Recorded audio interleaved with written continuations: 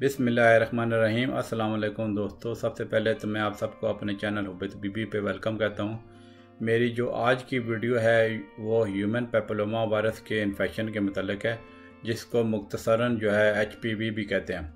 ये बेसिकली जो इन्फेक्शन है वो आमतौर पे जो स्किन और जो है ना म्यूकस मेम्ब्रेन की जो है ना कुछ ग्रोथ का बायस बनता है, जिसको हम जो है ना वॉट्स कहते हैं, या शायद उर्दू में शायद इसको मस्से भी कहते हैं। इसकी वजह से 100 से ज़्यादा इकसाम है, और जो कुछ जो इसकी जो HPV इन्फेक्शन जो है ना वो मतलब उसकी इकसाम जो है ना वो वाट्स का बायस यानी मसों का बायस बनती हैं, और कुछ इसकी जो दूसरी किस्म की इकसाम है उससे मुख्तलिफ़ किस्म के कैंसर होते हैं। लेकिन यहाँ पे ये बात ध्यान में रखने की है कि ये जो ज़्यादातर जो HPV के इन्फेक्शन हैं उससे कैंसर नहीं होता है। लेकिन कुछ जो टाइप के जो HPV होते हैं, ख़ास तौर पे जो जेनिटल HPV होते हैं, वो जो है जो यूट्रस का लोअर पार्ट है जिसको सर्विक्स बोलते हैं, उसके कैंसर का बायस बन सकते हैं। इसके अलावा दूसरे जेनिटल आर्गन्स का भी कैंसर इससे हो सकता है। और जो है ना आपकी जो गले की मतलब थ्रोट की जो बैक है, ओरोफ्रेंजियल जो है ना रीजन जिसको हम कहते हैं इंग्लिश में, उसका भी कैंसर HPV से लिंक्ड है। ठीक है, ये जो इसके जो HPV के जो इन्फेक्शन है, आमतौर पे जो इसकी जो ट्रांसमिशन होती है, मतलब ये कैसे फैलता है, वो आमतौर पे सेक्सुअल ट्रांसमिशन होती है, या फिर जो है ना स्किन टू स्किन कांटेक्ट से जो है ना ये इसकी ट्रांसमिशन होती है, मतलब एक से दूसरे को लगता है। इसकी जो है ना जो जेनिटल वार्ड्स के जो मतलब जो इसमें ह्यूमन पेपिलोमा वायरस है, जिसके मतलब जिस HPV से जो है ना जेनिटल वार्ड्स होते हैं और जो सर्वाइकल कैंसर होता है, उसकी अच्छी वैक्सीन अवेलेबल हैं, जो मैं आगे चल के आपको बताऊंगा। चलें मैं आप इसकी जो है ना आपको मैं अलामात बता देता हूँ। पहले तो ये बात इसके जो ध्यान में रखने की है कि जो बॉडी का अपना जो इम्यून सिस्टम है, जो मुख्तलिफ़ बीमारियों के ख़िलाफ़ जो मतलब क़ुव्वत मुदाफ़अत होती है, वो ज़्यादातर जो इसके जो इस ह्यूमन पेपिलोमा वायरस को जो ना वो जो आप बॉडी का इम्यून सिस्टम डिफीट मतलब उसको शिकस्त दे देता है, जो मतलब ख़ास तौर पे जो वार्ड्स का बायस बनते हैं। लेकिन यह कि अगर वायरस का इन्फेक्शन थोड़ा ज़्यादा हो, ओवरवेलमिंग हो, तो उसकी वजह से वार्ड्स हो सकते हैं। वो जो वार्ड्स की जो है ना वो मुख्तलिफ़ किस्में हैं, जो मैं अभी बताऊंगा आपको। वो उनकी जो मतलब उनकी जो वार्ड्स की जो शक्ल कह लें, वो डिफरेंट वालो वेरिएट करती रहती है।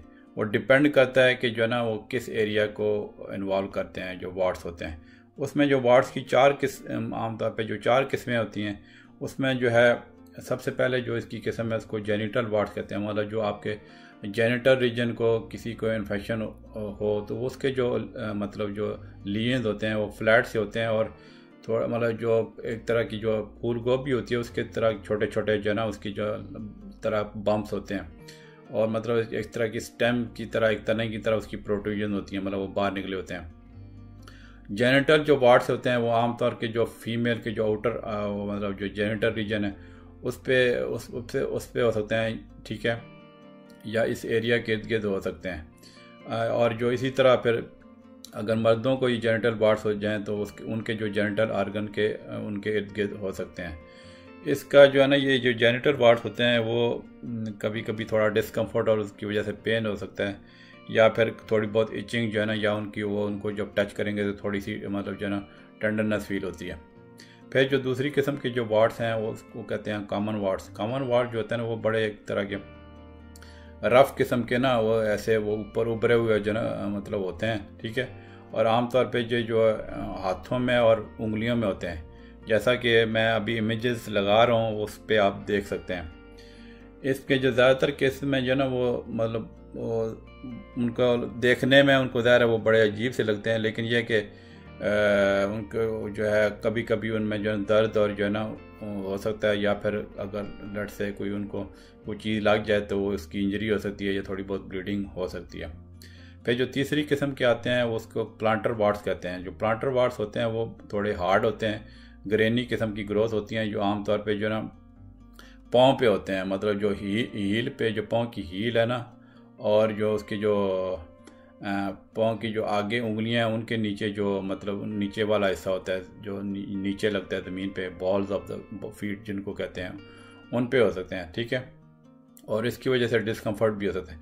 फिर एक फ्लैट किस्म के वार्ड्स आते हैं, चौथी जो किस्म होती है वो जो है ना उनके बिल्कुल ऊपर जो टॉप है वो बिल्कुल फ्लैट होता है, थोड़ा सा उन मतलब जो ऊपर उभरे होते हैं, और ये आमतौर पे किसी भी जगह आ सकते हैं, लेकिन जो है ना ज़्यादातर बच्चों में ना ख़ास तौर पे जो है ना उनके चेहरे पे आ जाते हैं, या फिर मर्दों में जो है ना उनकी जो दाढ़ी का जो एरिया होता है, बियर्ड एरिया, उस में आ सकते हैं।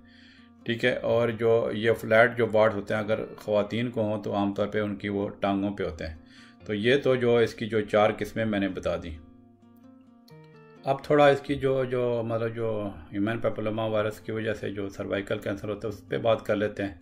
ये जो है ना सर्वाइकल कैंसर जो है तकरीबन तमाम जो किस्म के वो इसी वजह से मतलब जो है ना HPV इन्फेक्शन की वजह से होते हैं, और ये बड़े आमतौर पे स्लो ग्रोइंग होते हैं, कभी कभी 20 साल जो है ना या उससे ज़्यादा जो है ना मतलब जो इन्फेक्शन के मतलब जब HPV इन्फेक्शन हो जाए तो उसके होने के 20 साल या उससे ज़्यादा अरसे के बाद कैंसर होने का वो ख़तरा हो सकता है।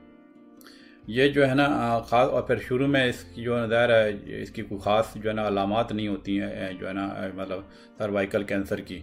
तो इसका जो है ना इसकी जो सबसे अच्छा जो हल है कि ये ना कि HPV के ख़िलाफ़ अच्छी वैक्सीनेशन अवेलेबल है, तो वो एक जो है ना सर्वाइकल कैंसर के लिए बेस्ट प्रोटेक्शन है।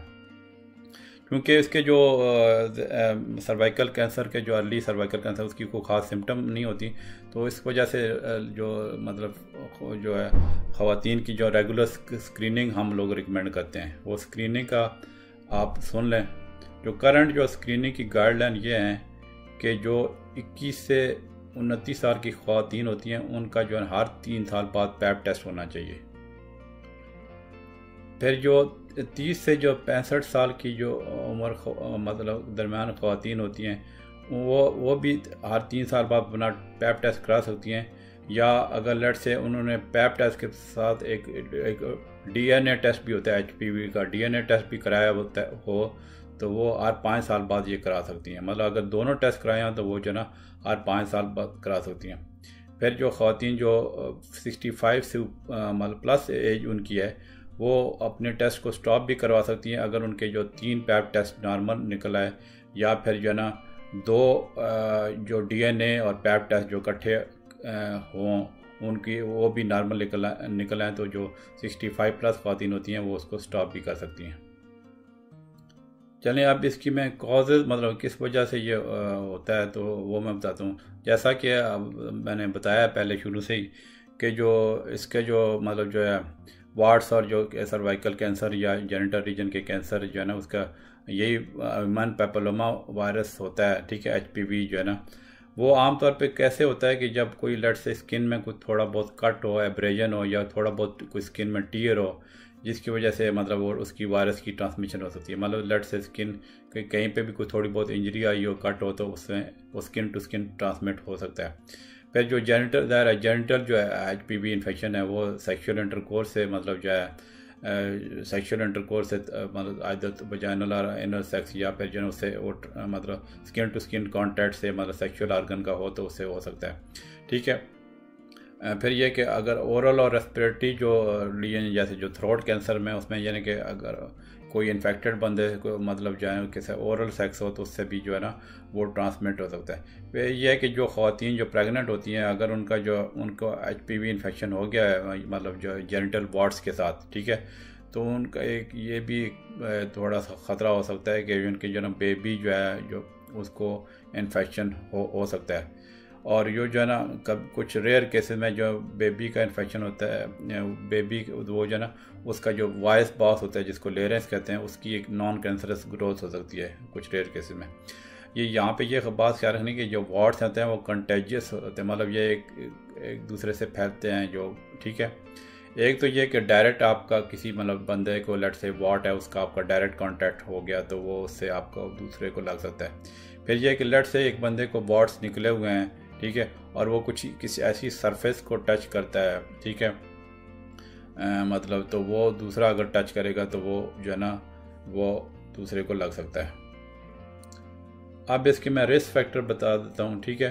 एक तो पहला जो सबसे बड़ा रिस्क फैक्टर है कि जो मतलब जो है जिन लोगों को ख़ास तौर पर यहाँ पे वेस्ट में तो ये बहुत कम है जिनके मल्टीपल सेक्सुअल पार्टनर्स होते हैं, ठीक है, उनको जो है ना वो लगने का ख़तरा होता है कि लट से एक बंदे का जो ज़ाहिर है एक से दूसरे को लगा, दूसरा मतलब एक बंदे के किसी का गर्लफ्रेंड बॉयफ्रेंड का जो चक्कर है, ठीक है, और इसमें जो है मल्टीपल सेक्शुअल पार्टनर की वजह से इसका रिस्क बढ़ जाता है। फिर यह कि एज में यह कि जो जो कॉमन वार्ड्स होते हैं जो पहले मैंने बताए हैं उसके बच्चों में हो सकते हैं, ठीक है, और जेनिटल मतलब स्किन टू स्किन कॉन्टैक्ट मतलब उसका हो सकता है। फिर जेनिटल वार्ड जो होते हैं आमतौर पे यंग लोगों को ज़्यादा होते हैं। फिर जिन लोगों का तीसरी एक रिस्क फैक्टर ये है कि जिनका कमज़ोर इम्यून सिस्टम कमज़ोर है, ठीक है, जो है ना ख़ास तौर पे जिनको पहले ही HIV या एड्स लगी हुई है, ठीक है, या कोई इम्यून सप्रेसिंग ड्रग्स ले रहे हैं या आर्गन ट्रांसप्लांट के बाद, तो वो उनको ज़्यादा ख़तरा है। फिर यह कि जैसा मैंने पहले बोला कि स्किन का अगर थोड़ा बहुत डैमेज हो, थोड़ा मतलब उसमें पंक्चर हो या फिर कोई थोड़ा एब्रेजन हो, तो वो जो है कॉमन वार्ड्स की डेवलपमेंट का बायस बन सकती है। फिर पर्सनल कॉन्टैक्ट्स मतलब ये ना कि लट से एक बंदे ने किसी के वार्ड्स टच कर लिए, मतलब उसने अपने हाथों पे प्रोटेक्शन नहीं लगाई, तो वो जो है ना उससे भी हो सकता है। या फिर यह ना कि जैसे मैंने बोला पहले, अगर एक बंदे जिसको वार्ड्स हुए हैं उसने किसी ऐसे सरफेस को टच किया, जैसे होते हैं ना पब्लिक शावर होते हैं, स्विमिंग पूल होती हैं, ठीक है, तो दूसरा बंदा कोई जो है जो नॉर्मल है उसको वहाँ पे उसने हाथ लगाया, तो उससे भी ऐसी ट्रांसमिशन हो सकती है। अब मैं इसकी कॉम्प्लिकेशन बताता हूँ। उसमें यह कि जो है कुछ जो HPV की इन्फेक्शन जो है ना वो आपकी जो ज़ुबान पे, टॉन्सल पे, सॉफ्ट पैलेट पे और लेरेंस और नोज़ में भी मतलब उसके लीजन्स हो सकते हैं, मतलब जो उनको अपर रेस्पिरेटरी जो लीजन्स कहते हैं, ओरल अपर रेस्पिरेटरी लीजन्स। फिर यह है कि कुछ जो HPV की जो टाइप्स हैं वो उस पर सर्वाइकल कैंसर हो सकता है, जैसे मैंने पहले बताया। और ये वाली जो स्ट्रेन हैं HPV के, उसमें ज़ाहिर है सर्वाइकल के अलावा और जेनिटल जो रीजन्स के जो मतलब हिस्से होते हैं उसमें भी जो है ना, और अपर रेस्पिरेटरी ट्रैक्ट में भी कैंसर हो सकता है।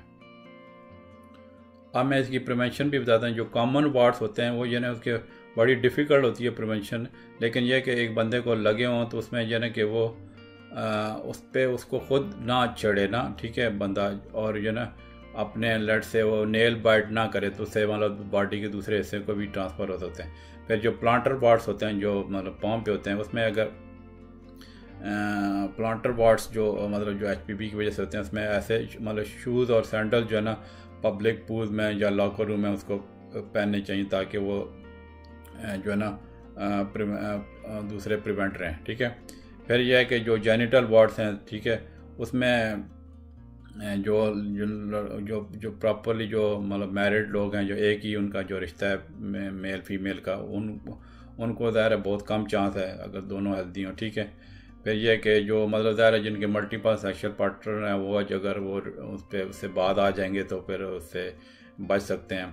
या फिर जो लोग प्रोटेक्शन यूज़ करते हैं, लेटेक्स कॉन्डम वगैरह, वो जो है ना HPV ट्रांसमिशन की जो है ना उसको रिस्क को कम कर सकते हैं।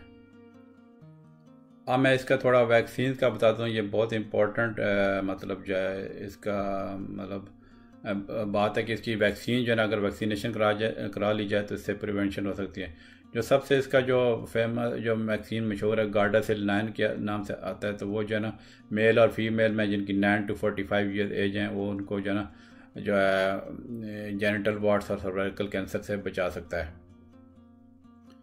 जो centre of disease control and prevention इदारा है CDC, वो बेसिकली ना हर लड़के और लड़की की जो इनकी उम्र 11-12 साल के दरमियान उसको वैक्सीनेशन का रिकमेंड करता है।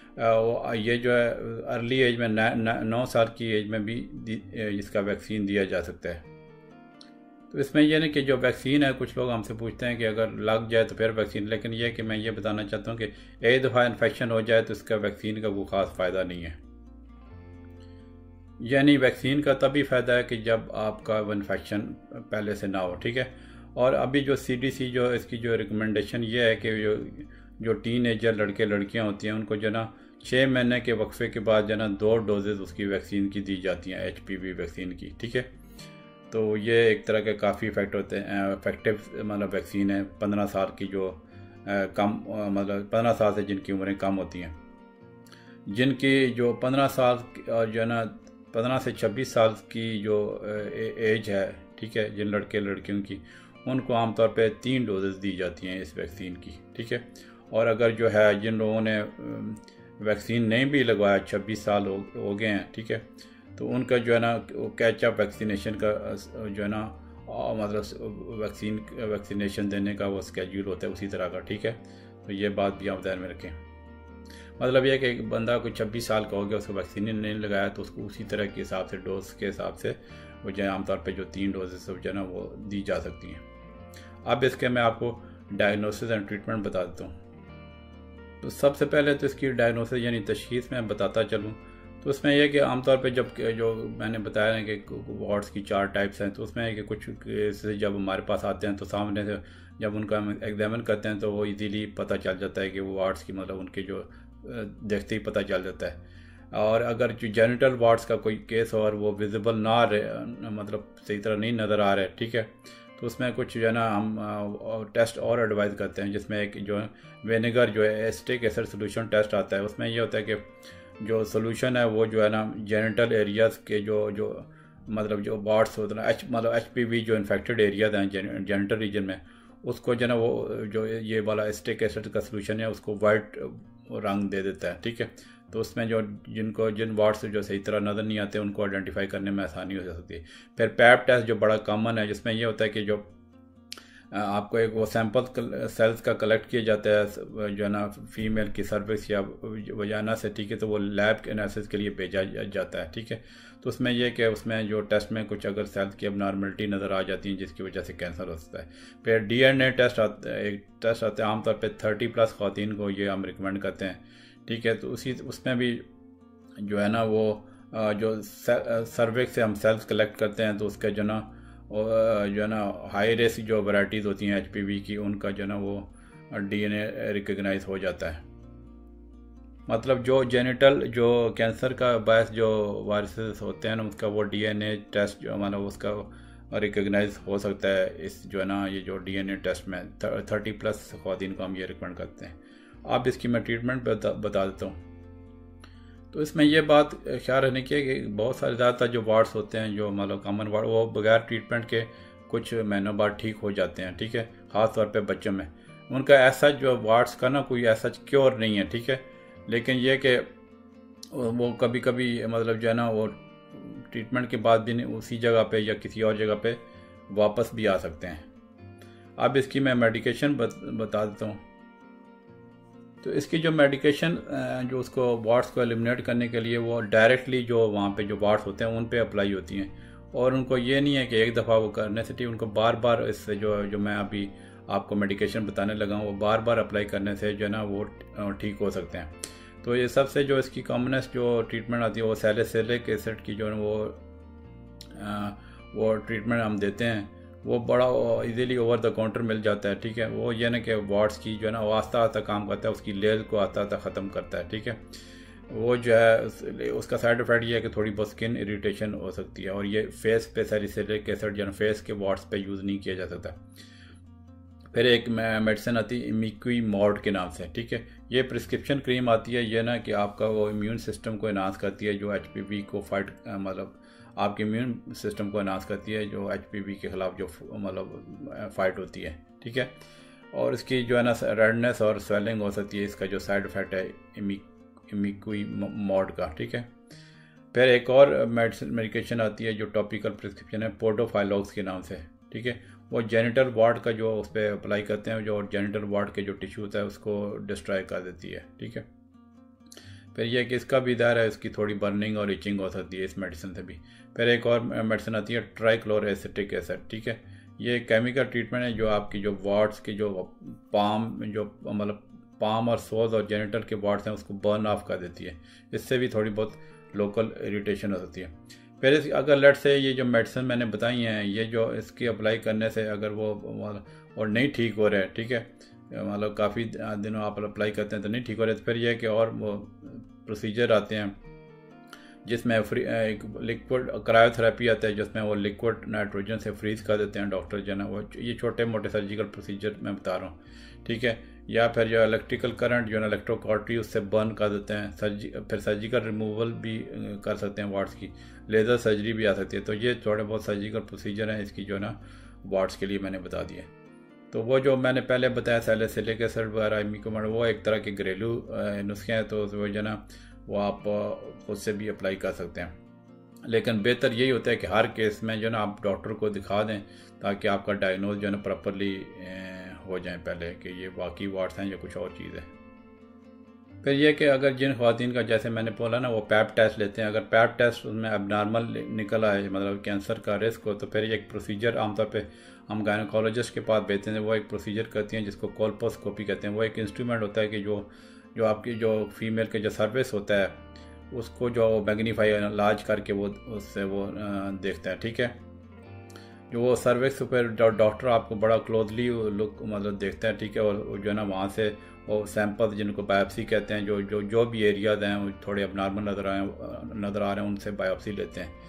तो जो है ना कोई भी अगर कोई प्री कैंसर जो है मतलब कोई ऐसी वो एबनॉर्मली आ जाए जिसमें कैंसर बनने का ख़तरा हो तो वो रिमूव कर दी जाते हैं। उसमें रिमूवल की डिफरेंट ऑप्शन है, जैसे फ्रीजिंग है, क्रायो सर्जरी है, लेज़र है या सर्जिकल रिमूव है, या एक टेक्निक होती है जिसको loop electro surgical excision procedure LEEP के नाम से मतलब उसको देखा जाता है, ठीक है। और जो है कोल्ड नाइफ कोनाइजेशन जो है ना वो एक और टेक्निक है, ठीक है। तो जो लीप जो टेक्निक है वो भी काफ़ी यूज़ होती है, ठीक है। उसमें यह होता है कि बड़ी एक थिन किस्म की जो लूप वायर होता है जो जिसको एक तरह का चार्ज किया जाता है इलेक्ट्रिकल करंट से, तो वो जो है ना वो थोड़ा सा जो ना आपकी जो सेक्शन जो सर्विस का है, ठीक है, वो उससे वो रिमूव हो जाता है वाला ये जो टेक्निक है लीप की टेक्निक, ठीक है। और जो कोल्ड नाइफ कोनाइजेशन है वो एक सर्जिकल प्रोसीजर है जिसमें ना थोड़ा मतलब सर्विस का कोन शेड पीस जो है ना वो रिमूव कर दिया जाता है। मतलब जो है ना कि ये जो उसके जो मैं सर्विस के जो हिस्सा नॉर्मल हो गया जिसको कैंसर करता है उसमें ये जो लीप की और जो ना कोल्ड नाइफ कोनाइजेशन की टेक्निक्स यूज़ होती हैं। तो ये तो मैंने सारी आपको ट्रीटमेंट बता दी हैं, ऑप्शन जो है ना। तो मुझे उम्मीद है कि आपको ये वीडियो वाट्स के बारे में पसंद आई होगी, ठीक है। और चूँकि ये चैनल खिदमत खल्क का चैनल है तो आप कोशिश करें कि आप जो ना दूसरों के साथ ये वीडियो शेयर करेंगे ताकि दूसरे इंसानों का भी भला हो सके। इसके अलावा अगर आपको कोई और किसी मतलब जो मेरी लोग वीडियो देख रहे हैं, अगर किसी की कोई भी बीमारी लगी है खुदा न खास्ता, या जो है ना किसी उनके फ्रेंड को या रिलेटिव को कोई और बीमारी है, तो अगर वो मुझसे वीडियो बनवाना चाहते हैं तो आप कमेंट सेक्शन में ज़रूर कमेंट करें। अगर मुझे टाइम मिला तो उस टॉपिक पे वीडियो बना दूंगा। मेरे चैनल पे काफ़ी वैसे बीमारियों की मैंने वीडियो बनाई हुई हैं, वो आप देख सकते हैं। उसकी सेपरेट मतलब इंग्लिश में भी हैं, उर्दू में भी, उनके डिफरेंट प्ले लिस्ट हैं, वो आप चैनल पे होम पेज पे जाके देख सकते हैं, ठीक है। चलें जी, इंशाल्लाह फिर मिलते हैं अगली वीडियो में। ओके जी, अल्लाह हाफिज़।